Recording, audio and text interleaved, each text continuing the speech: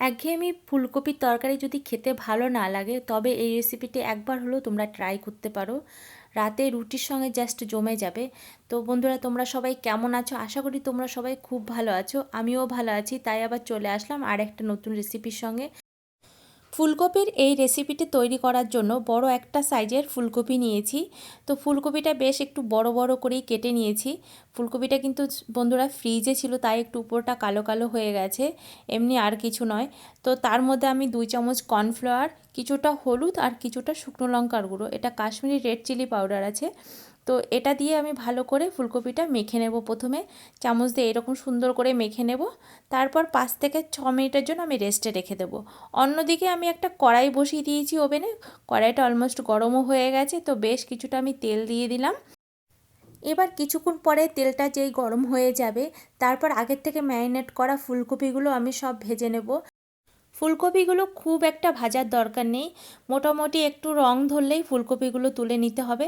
তো এরকম সব ফুলকপি দিয়ে আমি ভালো করে নেড়েচেড়ে নিয়ে বেশ লাল লাল করে একটু ভেজে নেব। বন্ধুরা, অনেক সময় রাতে আমরা টেনশন করি রুটির সঙ্গে কি তরকারি রান্না করব। তো এই রেসিপিটা একবার হলো তোমরা ট্রাই করতে পারো, দারুণ লাগে খেতে। এমনকি ঘরে বাচ্চা থাকলেও তাদের জন্য আলাদা করে কোনো সবজি রান্না করতে হবে না। এই রেসিপিটি থাকলে বাচ্চা থেকে ঘরের বয়স্ক যারা থাকবে তারাও সবাই ভালোভাবে খেতে পারবে। তো আমার অলরেডি ফুলকপিগুলো সব ভাজা হয়ে গেছে, এই দেখো এই রকম ভাজলেই হবে। এরপরে বেঁচে যাওয়া তেলের মধ্যে আমি কিছুটা আদা কুচি, কিছুটা রসুন কুচি দিয়ে দেবো।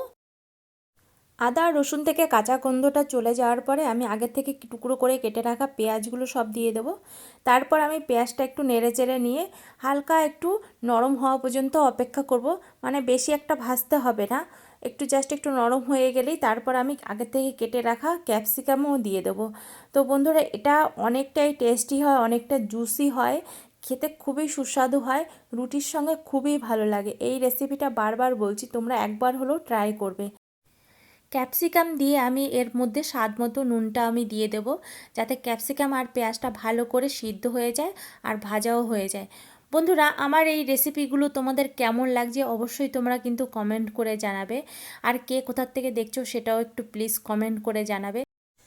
আর হ্যাঁ বন্ধুরা, কিছু কিছু বন্ধুরা আছো তোমরা ভিডিও দেখছো অথচ একটা লাইক দিচ্ছ না, কমেন্ট করছো না, তাতে আমার কিন্তু খুবই খারাপ লাগে। প্লিজ বন্ধুরা, তোমরা লাইক করবে, কমেন্ট করবে আর চ্যানেলটিকে সাবস্ক্রাইব করে দিয়ে আমার পাশে থাকবে, সেটুকু আশা রাখি তোমাদের কাছে।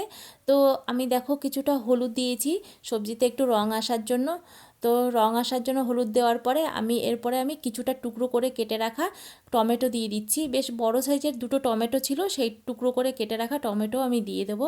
টমেটোটা বেশি নরম বানাবো না, টমেটো অনেকটাই আস্তে আস্তে থাকবে, তাতে দেখতেও ভালো লাগবে আর খেতেও খুব সুস্বাদু হবে। তো বন্ধুরা, এইভাবে সব সবজিগুলো আমি সুন্দর করে ভেজে নিয়েছি। এবার এই ভেজে রাখা সবজিগুলোর মধ্যে আমি বেশ কিছুটা সয়া সস দিয়ে দিলাম, আর দিয়ে দেব বেশ কিছুটা টমেটো সস, প্রায় 2 চামচের মতো টমেটোর সস দিয়ে দেব। আর দেব আমি নিজে ঘরে তৈরি করে রেখেছি কিছুটা চিলি সস, আর হচ্ছে কাশ্মীরি রেড চিলি পাউডার দিয়ে দেব। সসগুলো দেওয়া আমার কমপ্লিট হয়ে গেছে। এরপর আমি সবজির সঙ্গে ভালো করে সসগুলো মিশিয়ে নেব। 1 থেকে 2 মিনিট আরেকটু ভেজে নেওয়ার পরে আমি আগের থেকে একটা বাটিতে 1.5 চামচের মতো কর্নফ্লাওয়ার গুলিয়ে রেখেছিলাম, সেটা আমি দিয়ে দেব। কর্নফ্লাওয়ার গোলানো জলটা দেওয়ার পরে আমি একটু ভালো করে নেড়ে চেড়ে নেব 2 থেকে 1 মিনিটের মতো। তারপরে আমি কিছুটা গ্রেভি বানাবো, তার জন্য বেশ কিছুটা আমি জল দিয়ে দেব। জলটা দেওয়ার পরে আমি 1 থেকে 2 মিনিট ভালো করে আমি নেড়েচেড়ে নিয়ে তারপরে আমি কিন্তু একটা বলক আসা পর্যন্ত ওয়েট করব। যখনই এরকম জলটা ফুটে আসবে তখনই আমি ভেজে রাখা ফুলকপিগুলো সব দিয়ে দেবো, দিয়ে একটু ভালো করে নেড়েচেড়ে নেব। ভালো করে নেড়েচেড়ে নেওয়ার পরে তারপর আমি কিছুটা চিনি দিয়ে দেব, এতে স্বাদটাও দ্বিগুণ হবে। আর দেব সামান্য একটু ভিনিগার। তো বন্ধুরা, একটু চিনি আর ভিনিগার দিয়ে আমি সবজিটা ভালো করে নেড়েচেড়ে দিয়ে একটু মিশিয়ে দেব। তারপরে 1 থেকে 2 মিনিট এরকম ফুটতে দেব। যখনই এরকম গ্রেভিটা ঘন হয়ে আসবে তখনই ভাববে তোমার রেসিপিটা অলমোস্ট রেডি। বন্ধুরা, এই ফুলকপির রেসিপিটির কি নাম হতে পারে তোমরা অবশ্যই কমেন্ট করে জানাবে, কারণ এটা আমি কোনো নাম ঠিক করে দিইনি, আমার যেটা মনে হয়েছে সেই রকম আমি নিজের মনের মতো করে আমি এই রেসিপিটা তৈরি করেছি। গরম গরম রুটি করেছি আর এই ফুলকপির রেসিপিটা তৈরি করেছি।